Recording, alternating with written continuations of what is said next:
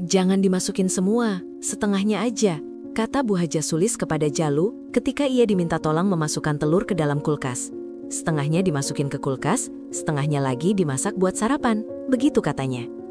Cerita indah kali ini datang dari si Jalu, pemuda 18 tahun yang wajahnya masih menyisakan jejak kepolosan khas remaja kampung, menghabiskan hari-harinya di antara deretan pohon kopi milik Haji Somad.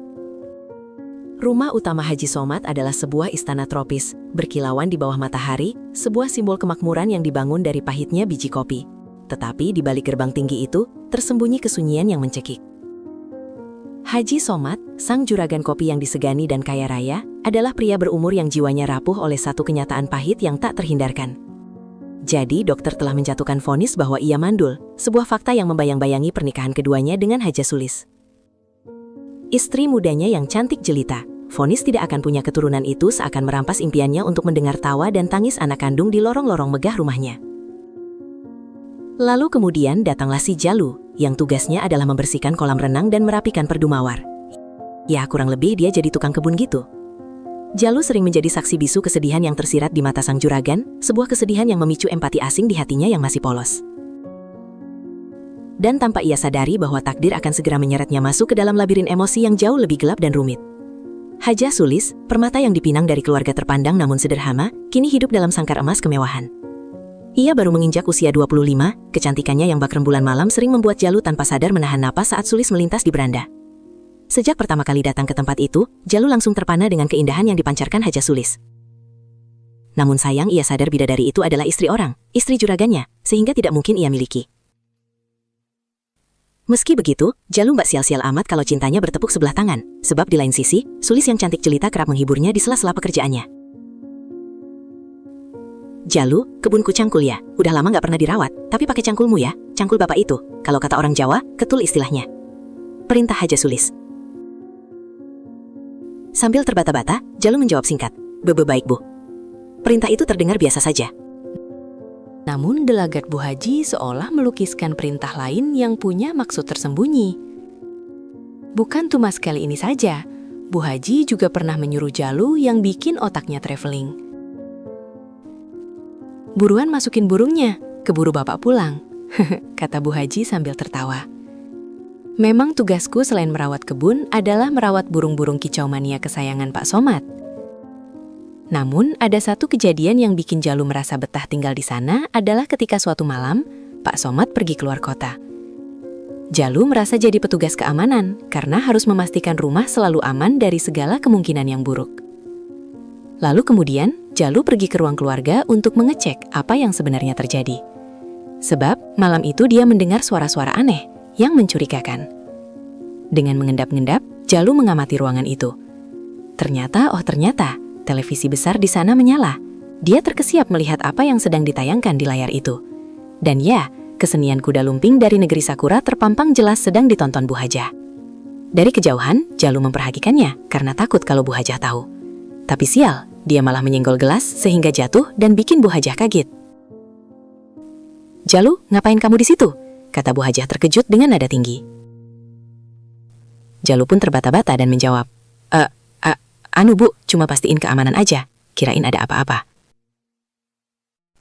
Dia pun bergegas pergi dengan membawa ingatan memori tentang pemandangan indah yang dihamparkan Bu Hajah. Paginya, Bu Hajah malah senyum-senyum sendiri ketika ketemu dengan Jalu yang diminta untuk menjaga kerahasiaan. Waktu demi waktu berlalu, kedekatan mereka semakin erat. Perasaan yang terlarang itu tumbuh subur seperti gulma di ladang yang tak terurus, perlahan-lahan merayapi hati Sulis dan Jalu, membius nalar dan moralitas mereka. Pertemuan rahasia mulai terjalin, seringkali di sore hari yang remang-remang saat Haji Somad sedang sibuk dengan urusan dagangnya di kota, atau di balik rimbunnya pohon beringin tua yang menjulang di sudut kebun.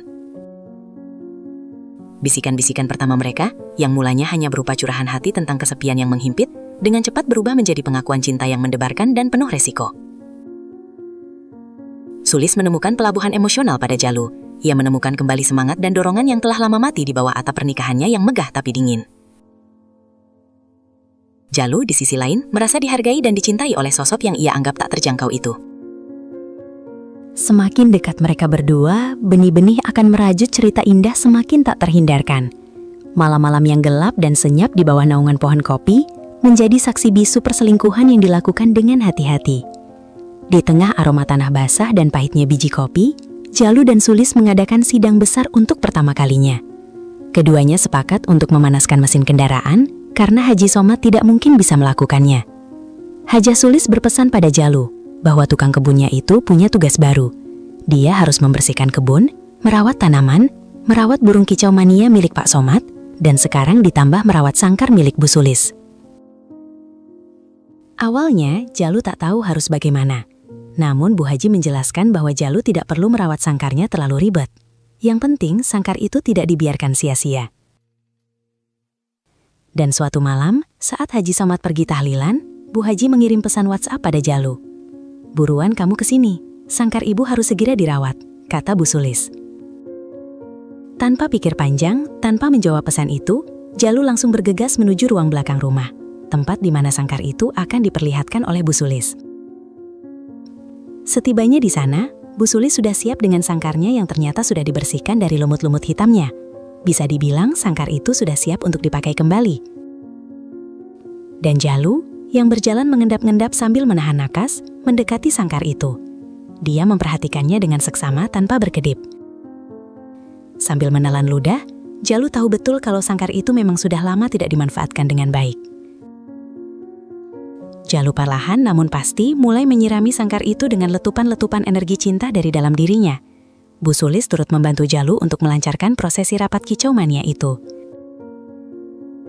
Bu Sulis tersentak ketika ia melihat kunci Inggris milik Jalu yang akan digunakan untuk merawat sangkar itu. "Wow, kunci Inggris ini jujur baru pertama kali aku melihatnya, Jalu. Sempurna sekali. Gunakan sebaik mungkin ya, Nak," kata Bu Haji. "Baik, Bu. Mohon izin ya, Bu. Mohon izin Jalu pakai kunci Inggris ini buat benerin sangkar ini. Semoga sangkarnya bisa kembali normal setelah lama gak dipakai, Bu," jawab Jalu. Dan akhirnya kunci Inggris itu mulai menerapkan teori-teorinya untuk mengencangkan sangkar yang sudah tersaji. Bu Sulis berbisik agar kunci Inggris itu tidak buru-buru mengakhiri tugasnya. Namun karena baru pertama kali, Jalu tak bisa mengendalikannya. Dan kunci Inggris menyerah, menyudahi perlawanan sangkar tersebut. Meski begitu, musyawarah besar itu tidak berhenti sampai di situ. Bu Hajah dan Jalu seringkali mengadakan rapat dadakan setiap kali Haji Somad pergi. Bahkan sehari bisa sampai 7 kali. Keduanya mengadakan pertempuran yang dipimpin oleh hikmat, kebijaksanaan dalam permusyawaratan perwakilan. Lambat laun Bu Sulis mulai merasakan ada sesuatu yang berbeda dari dalam tubuhnya. Ya, Sulis dinyatakan hamil.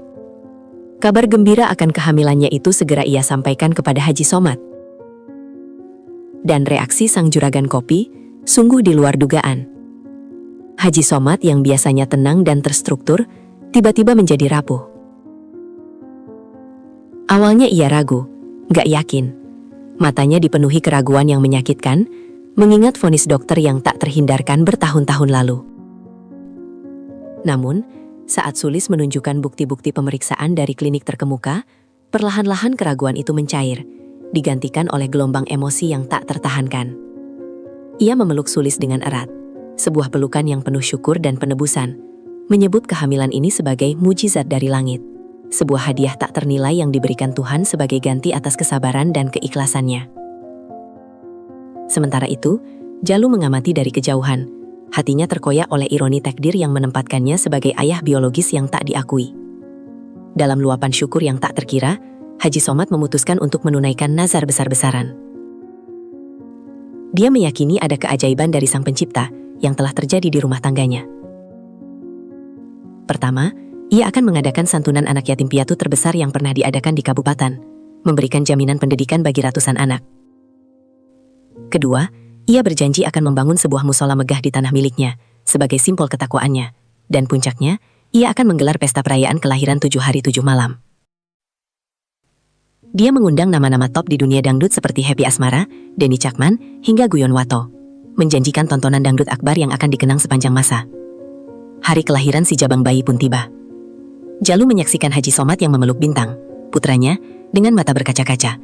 Senyum Sulis yang terlihat tegang namun sempurna di depan publik. Seiring waktu berdetak maju dengan kejamnya, Bintang tumbuh dari bayi yang mungil menjadi balita yang lincah dan bersemangat.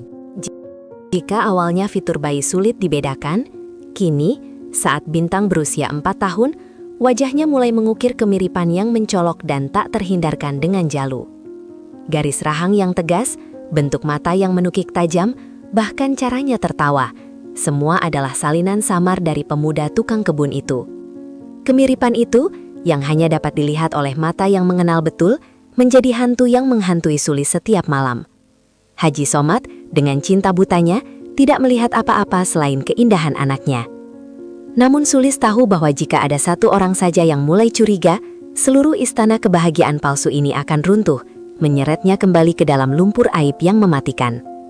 Jalu, yang sesekali masih bekerja di area terpencil perkebunan, kini menjadi ancaman yang nyata bagi status dan masa depan anaknya sendiri.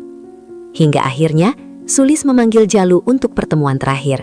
Wajahnya keras, tanpa jejak kehangatan yang pernah ia berikan.